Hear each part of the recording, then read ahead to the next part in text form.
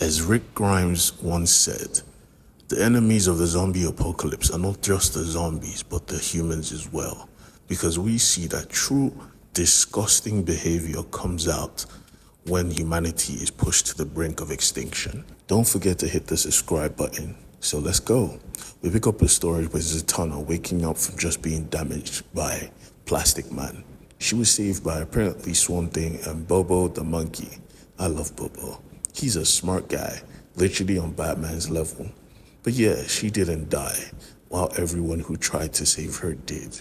And when she heard this, she was distraught. Someone they trusted, Plastic Man, an ex-con who changed his ways to become good, was now driven to badness, or rather his end, by the anti-life equation. And Zatanna was not having it. Not only was she knocked out, she had her friends die just to save her, and she was not having it. Putting on her top hat, she asked Swamp Thing to make a path, which he did, and she stepped through it because now it was time to put down this monster. Using hellfire, she roasted Plastic Man alive. Burning plastic and burning flesh intertwined. A horrible smell was brought out, and that was the death of Plastic Man, an ally, now turned monster. But because of this, they had to mourn all their friends that had passed. And Bobo thought it was all his fault. He should have been more vigilant. He should have known that that was not a river of blood but Plastic Man. So he decided to be on his toes. And because of this, he saves his friend's life. Because just as they were mourning, a bunch of machine guns just came out of the floor and started to shoot at them. Everyone ran for cover. Everyone except Swamp Thing himself, because he doesn't need to cover his body. He's plants. Constantine was pissed off. Not only did he lose half of his team, but now the people he came to save were shooting at him. This is when we actually see the people that he came to save. They were all rich villains, rich pricks. Ugh. Back with the League though, we continue our story with Batboy, or rather, Batman. Currently Damian Wayne, fixing his brother, or rather his best friend's costume. If you guys remember from my first video, Superman, Jonathan Kent, was stabbed in the stomach, or rather in the back, by the magical sword made from kryptonite and magic, made to kill gods. So because of this, the super suit was damaged, but Damian was going to help his friend one way or another. And before he could, he was interrupted by Jim Gordon, offering a handshake to the new Batman. But Damian was not his father. Damian liked a hug. He grabbed Jim Gordon and pulled him close. I'm glad you're alive, old man. Jim Gordon was shocked because he knew Damian. Damian was an uptight, brash, cocky child. But this was no longer the Damian he knew. This was a man. And he was different because Bruce was not a hugger. They bonded over their shared memories with Batman, but before they could, we see Dr. Fate flying in with good news. Apparently, Superman had finally woken up, which was good news in a dark time, because that sword was made to kill him. And we see that he is bonding with his dog. But someone else was in the room. Someone he did not recognize. But wait, he kind of did, because she looked like, boom, Shazam. This was Mary. Mary was apparently the doctor, and he was glad to see that she was still alive. But we see that she's full of regret, because even if she lived, a bunch of people she knew died as well. Superman tells her that he's sorry for her loss, but he assures her that with the cure, he's going to bring back as many people as he possibly can.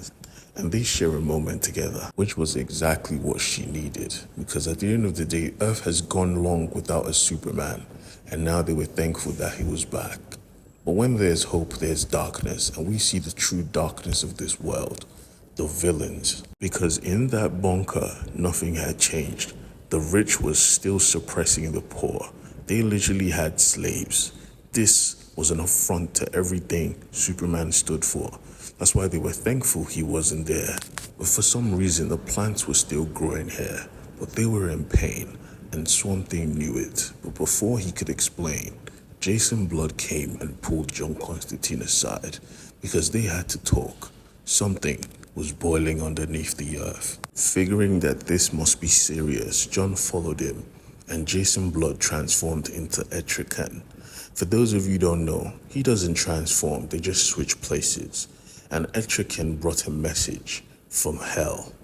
Because right now, hell was pissed off that the apocalypse was holding the souls of a lot of people and not transporting them back to hell.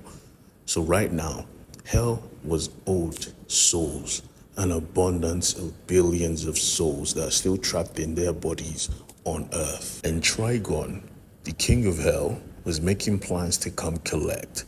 And by come collect, that means he was coming to earth to destroy it. Literally, because he wants the souls of the damned, he is coming to earth to lay waste and destroy everything. But before they could talk any further, they were interrupted by bangs and screams because someone was dying, and the person killing was Swamp Thing himself. Remember how I told you the plants were still growing?